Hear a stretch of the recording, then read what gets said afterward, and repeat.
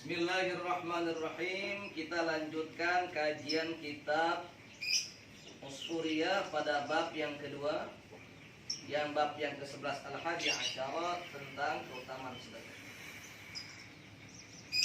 Rasulullah SAW mengingatkan banyak hal tentang persoalan sedekah. Ailam anna fi sadaqati sab'a khisalin. Sungguhnya dalam sedekah itu ada 7 perkara yang menyebabkan keberkahan, hikmah dan keutamaan sedekah. Yang pertama, qala Nabi alaihi salatu wassalam, inna sadaqata la tadfa'u sab'ina baban minal bala'i. Sesungguhnya sedekah yang kita tunaikan itu dia akan menolak sab'ina baban, 70 pintu minal bala'i, daripada bala. Minal bala'i, daripada bala, daripada bencana. Kenapa di Indonesia dari mulai awal Januari, nggak usah dari tahun-tahun 2020 deh, dari tahun 2021 bencana datang silih berganti. Dari mulai banjir, tanah longsor, pesawat Sriwijaya jatuh di laut, lebih daripada 50 orang meninggal dunia.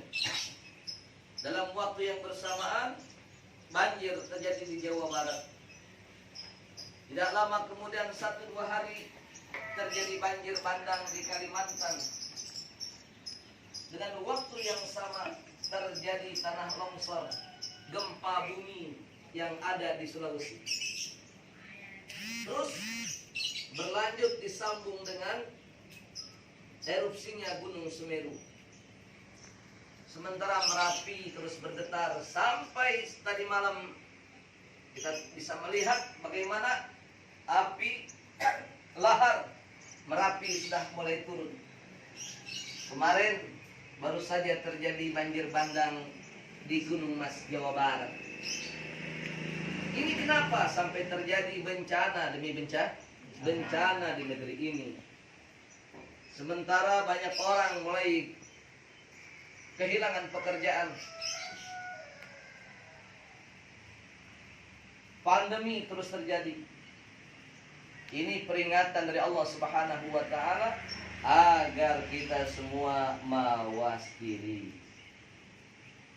Mawas diri. Belum lagi dalam waktu yang berurutan, para ulama sepuh yang istiqamah dipanggil Allah Subhanahu wa taala. Innallaha yaqbidul ilma illa biqabdil ulama. Cara Allah mencabut ilmu adalah dengan mencabut para ulama dari muka bumi ini. Ulama itu paku bumi. Ulama itu paku bumi. Kalau paku buminya udah diangkat Allah Subhanahu wa taala, maka bumi jadi renggang. Bumi renggang kalau pakunya udah dicabut. Bumi mulai bergeser.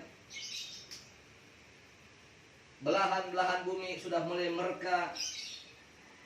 Lama-lama bumi makin meluas dan dampak yang terjadi adalah gempa akan mudah terjadi. La taqumus sa'ah hatta taqturaz zalazila. Tidak akan terjadi hari kiamat kecuali banyaknya gempa bumi. Gempa bumi mulai banyak. Kalau gempa bumi makin banyak, itu tanda-tanda kiamat akan terjadi. Bahkan dalam hadis yang lain Rasulullah SAW mengingatkan, kalau ulama-ulama sudah diangkat Allah Subhanahu wa taala dari muka bumi, maka ilmu akan semakin hilang. Sementara fitnah banyak terjadi. Orang-orang yang benar dianggap dusta, sementara orang-orang yang dusta dan pembohong dianggap benar. Yang benar jadi salah, yang salah dibenarkan. Fitnah mulai terjadi. Ulama diangkat. Bencana datang silih berganti, terus bergantian. Kalau ulama sudah banyak didolimi, maka bumi ini akan bergetar. Bumi akan bergetar dan musibah akan banyak terjadi. Wattaqu fitnatan la tusibanna alladziina zalamu minkum khassah. Allah mengingatkan, kalau sudah bencana terjadi, musibah terjadi, belai terjadi, bala terjadi, maka yang akan mendapatkan dampaknya bukan hanya orang yang berbuat zalim saja. Orang-orang di sekitarnya akan merasakan dampak akibat kezaliman yang dilakukan oleh siapapun. Jadi, darah ulama itu beracun. Kenapa beracun? Begitu dia doa, darahnya terluka, hati terluka, dia doa angkat tangan sama Allah, maka Allah akan menjawab doanya. Kita harus mawas diri.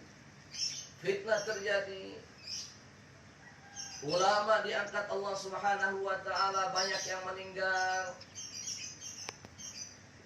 bencana terjadi, dan yang lebih mengkhawatirkan kata Rasulullah akan banyak terjadi al-haraj. Mal haraj ya Rasulullah? Apa itu haraj ya Rasulullah? Haraj adalah banyaknya terjadi pembunuhan. Banyak terjadi pembunuhan, nyawa dianggap remeh. Padahal Allah sudah mengingatkan, jangan engkau membunuh seseorang kecuali dengan cara yang hak.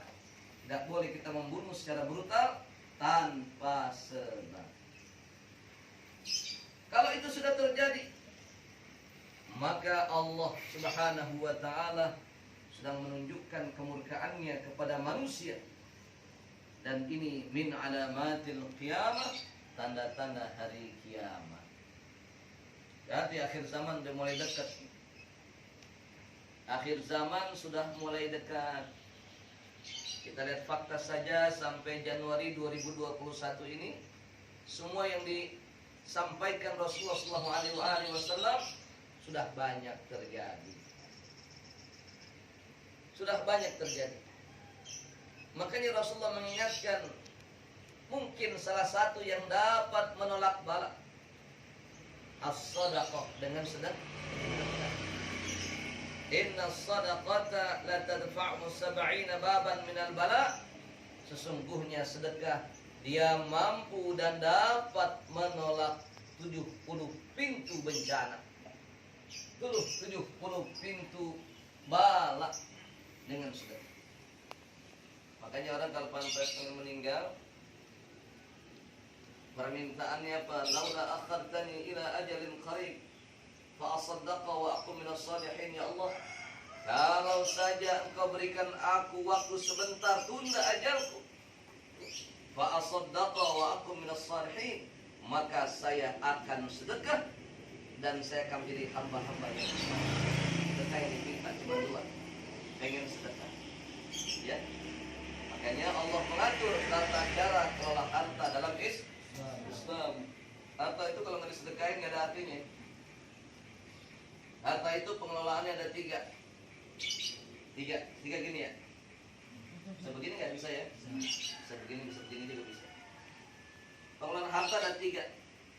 Yang pertama, harta yang kita punya, satu,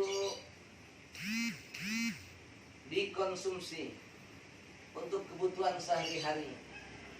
Maka harta yang kita konsumsi, harta yang kita makan, selesai kita makan keluar jadi kotoran.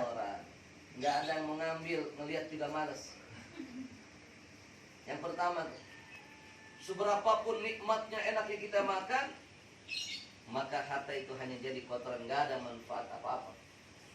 Yang kedua, harta yang kita investasikan untuk urusan dunia, menumpuk kekayaan. Di tanah, beli rumah, beli sawah, beli kebun, bangun kontrakan, beli motor banyak, digojekin. Iya enggak?